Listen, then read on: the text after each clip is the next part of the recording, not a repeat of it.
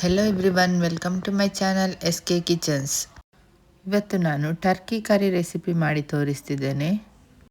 ಮೊದಲಿಗೆ ಇಲ್ಲಿ 1.5 kg Turkey ಮಾಂಸವನ್ನು ಚೆನ್ನಾಗಿ ತೊಳೆದು ಅರಿಶಿನ ಮತ್ತು ಉಪ್ಪು ಹಾಕಿ ಇಟ್ಟಿದ್ದೇನೆ.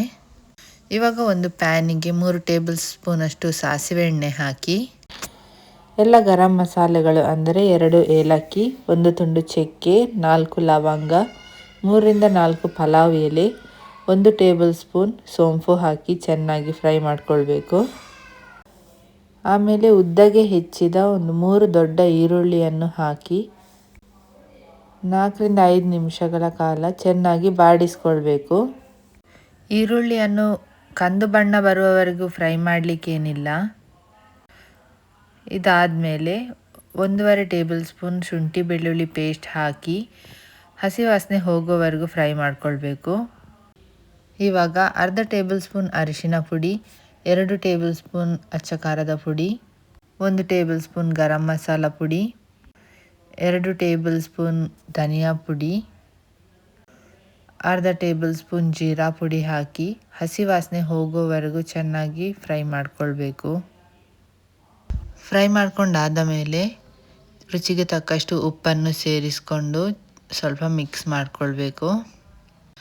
ಆಮೇಲೆ ತೊಳೆದಿಟ್ಕೊಂಡಿರುವಂತಹ ಟರ್ಕಿ ಮಾಂಸವನ್ನು ಸೇರಿಸಿ ಮಸಾಲ ಮತ್ತು ಟರ್ಕಿ ಮಾಂಸವನ್ನು ಚೆನ್ನಾಗಿ ಮಿಕ್ಸ್ ಮಾಡ್ಕೊಳ್ಬೇಕು.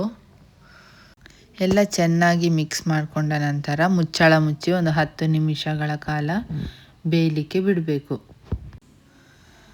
ಇವಾಗ ಸ್ವಲ್ಪ ನೀರು ಬಿಟ್ಟಿದೆ, ಅದನ್ನು ಸ್ವಲ್ಪ ಮಿಕ್ಸ್ ಮಾಡಿಕೊಂಡು ಮುಚ್ಚಳ ಮುಚ್ಚಿ ಮತ್ತೆ ಒಂದು 10 ರಿಂದ 20 ನಿಮಿಷಗಳ ಕಾಲ ಬೇಯಲಿಕ್ಕೆ ಬಿಡಿ.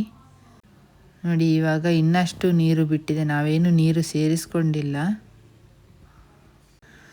ಆಮೇಲೆ ಸ್ವಲ್ಪ ಮಿಕ್ಸ್ ಮಾಡಿಕೊಂಡು ಅರ್ಧ ಟೇಬಲ್ ಸ್ಪೂನ್ ಅಷ್ಟು ಒಣ ಶುಂಠಿ ಪುಡಿಯನ್ನು ಸೇರಿಸಿ ಆಮೇಲೆ ಕಸೂರಿ ಮೇಥಿ ಹಾಕಿ ಸ್ವಲ್ಪ ಮಿಕ್ಸ್ ಮಾಡಿಕೊಳ್ಬೇಕು.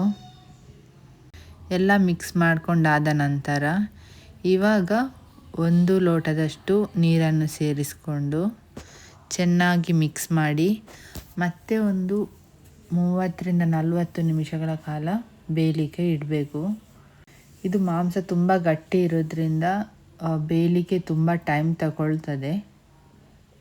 ಕುಕ್ಕರಲ್ಲಿ ಕೂಡ ಬೇಯಿಸ್ಕೊಳ್ಬೋದು, ಆದರೆ ಅದರ ರುಚಿ ಸ್ವಲ್ಪ ಚೇಂಜ್ ಆಗ್ತದೆ. ಮಧ್ಯದಲ್ಲಿ ಹೀಗೆ ಮಿಕ್ಸ್ ಮಾಡ್ಕೊಳ್ತಾ ಇರಬೇಕು, ಇಲ್ಲ ಇದ್ರೆ ತಳ ಹಿಡ್ಕೊಳ್ತದೆ. ನೋಡಿ, ಇವಾಗ ತುಂಬ ರುಚಿಕರವಾದ ಟರ್ಕಿ ಕರಿ ರೆಸಿಪಿ ರೆಡಿಯಾಗಿದೆ.